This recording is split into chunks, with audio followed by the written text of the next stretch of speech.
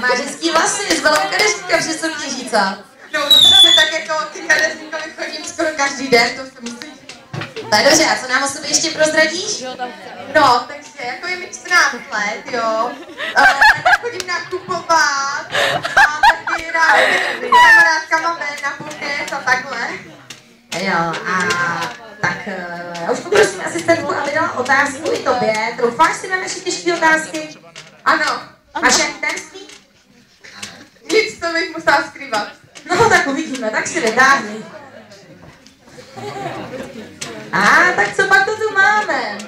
Co by ti vadilo u kluka víc? Cigarety nebo alkohol? To je tedy otázka. Tak mě by asi vadily u kluka víc jako ty cigarety, protože ty škodí zdraví, když to alkohol to na ní tolik ne. Sama kouř. No. Tak to snad radši ani, ale Leoši, chceš tak okomentovat alkohol, který neškodí zdraví, proto ty často piješ za tím volantem, ne? Ty si myslíš, že to je taková zdravotní. Já s tím naprosto souhlasím, s tímhletím názorem, takže já se budu přimlouvat u poroty, ovšem tamhle čerti, čarodějnice a podobný jsou nějaký prudérní. No, za to s tímhletím za volantem je opravdu teda úžas. Jenom řešíš na to, že naše česká policie ještě nenapasovala ty správné trubičky, viď? Jointe! Pošli mi jointa, to je hrozně. Tak, další otázka pro Karin zní. Haha, tak správně si něco skrývá. Tak Karin, když jsem poprvé líbala?